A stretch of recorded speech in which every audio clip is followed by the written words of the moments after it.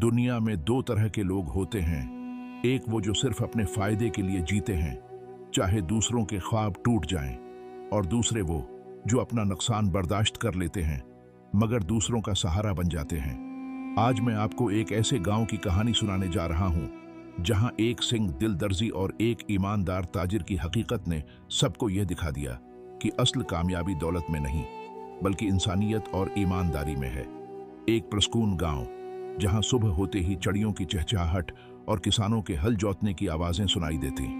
इसी गांव के बीचों बीच एक चौक था जहां दो दुकानें आमने सामने कायम थीं। एक तरफ कासिम दर्जी की दुकान थी। दुकान छोटी सी मगर उसके चेहरे पर गुरूर ऐसा कि जैसे वो बादशाह हो। गांव वाले उसे सिंह दिल कासिम कहते थे क्योंकि उसके लहजे में हमेशा सख्ती और दिल में सिर्फ लालच होता। चौक के दूसरी जानिब सईद ताजिर की दुकान थी।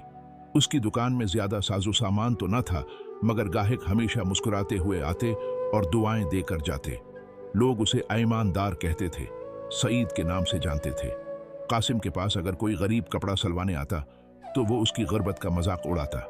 एक दिन एक बूढ़ी औरत आई और बोली, बेटा कासिम, ये पुराना दोपटा है, जरा सी सिलाई कर दो, पैसे कम है मगर दुआ बहुत दूंगी। कासिम ने हकारत से जवाब दिया, उम्मा, ये दुकान दुआ लेने के लिए नहीं खोली, पैसे पूरे लाओ वरना काम नहीं होगा। बूढ़ी औरत आह भरकर चली गई, लेकिन कासिम को परवाह नहीं थी। उसके लिए इंसानियत नहीं, सिर्फ सिक्का ही अहम था। इसी दौरान एक गरीब किसान सईद की दुकान पर आया और आहिस्ता बोला, भाई सईद, घर में बच्चों को खाने को कुछ नहीं मगर मेरे पास सिर्फ आधे पैसे हैं, क्या थोड़ा अनाज दे दो। सईद ने मुस्कुराकर बोरी से अनाज निकाला और कहा, ये लो भाई, बच्चों के पेट भरना सबसे जरूरी है, पैसे की फिक्र मत करो, जब हो सके तब दे देना। किसान की आंखों में आंसू आ गए। वो दुआ देता गया और अनाज लेकर चला गया। सईद ने दिल में शुक्र अदा किया कि अल्लाह ने उसे किसी के काम आने का मौका दिया। चंद महीने बाद गांव में कहत पड़ गया। बारिश न होने के सबब खेत सूख गए, खाने पीने की अशिया नायाब हो गईं। यही वक्त था जब इंसान का असल चेहरा सामने आता है। कासिम दर्जी ने अपनी हिर्स को और बढ़ा लिया। वो जानबूझकर कपड़ों की सिलाई के दाम दोगुने करने लगा। अगर कोई गरीब शादी के लिए कपड़ा सलवाता तो कहता, पहले पूरे पैसे लाकर आओ फिर काम होगा। और अगर कोई बेचारा रोता तो वो कहकहा लगाकर मजाक उड़ाता। दूसरी तरफ सईद ताजिर ने अपने इनाज के जखीरे लोगों में बांटने शुरू कर दिए। जो पैसे दे सकता था उससे जितना बनता लेता और जो नहीं दे सकता था उसे मुफ्त सामान दे देता। उसके पास आकर हर गरीब की आंखों में रोशनी आ जाती। इसी दौरान गांव के एक किसान की बेटी की शादी तय हुई। किसान बहुत गरीब था। वो कासिम के पास आया और हाथ जोड़कर कहा, कासिम भाई, ये कपड़ा है, मेरी बेटी की शादी है, पैसे पूरे नहीं हैं मगर वादा करता हूं कि शादी के बाद दे दूंगा, बस मेरी इज्जत रख लो। कासिम ने तंजिया हंसी के साथ कहा, क्या तुम समझते हो मैं खैरात बांटता हूं? ये कपड़ा तुम्हारे जैसे गरीब के किसी काम का नहीं, पहले पैसे पूरे ला वरना दरवाजा जानते हो। किसान की आंखों में आंसू आ गए।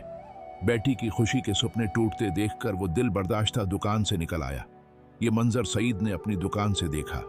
वो फौरन किसान के पास गया और बोला, भाई, फिक्र न करो, कपड़ा मुझे दो, सिलाई में अपने खर्च पर करवा दूंगा। बेटी की खुशी सबसे बड़ी है, पैसों की फिक्र मत करना। किसान की आंखों से शुक्र के आंसू बहने लगे। उसने कपड़ा सईद को दिया। सईद ने शहर से अच्छे दर्जी को बुलाकर कपड़ा सलवा दिया और शादी के दिन किसान की बेटी वो कपड़ा पहनकर खुशी खुशी दुल्हन बनी। शादी में सब लोग जब दुल्हन को देखते तो किसान की बेटी के कपड़ों की तारीफ करते। किसान बार बार कहता, ये सब सईद भाई की वजह से मुमकिन हुआ है। ये खबर पूरे गांव में फैल गई। लोग सईद की तारीफ करने लगे और कासिम की सिंह दिल्ली को कोसने लगे। कुछ उर्सा गुजरा। सईद की दुकान पर गाहकों का हुजूम रहने लगा। लोग सिर्फ सौदा खरीदने नहीं आते थे बल्कि उसकी नरमी, उसकी ईमानदारी और उसके खुलूस की वजह से आते थे। उसकी इज्जत और बरकत दिन ब दिन बढ़ती गई। इधर कासिम की हालत खराब होने लगी। उसकी दुकान पर गाहक आना छोड़ गए। लोग कहते, जो दूसरों के दुख पर हंसे उसके पास जाने से बेहतर है खाली हाथ रहना। आखिरकार कासिम दौलत के बावजूद तन्हा रह गया। दिल की सख्ती ने उसे दुनिया में भी तन्हा कर दिया और आखिरत के लिए रसवाई अलग तैयार कर दी। ये कहानी हमें ये सिखाती है, हर कहानी सिर्फ अल्फाज का मेल नहीं होती, इसमें छिपा होता है सबक, एहसास और जिंदगी का सच।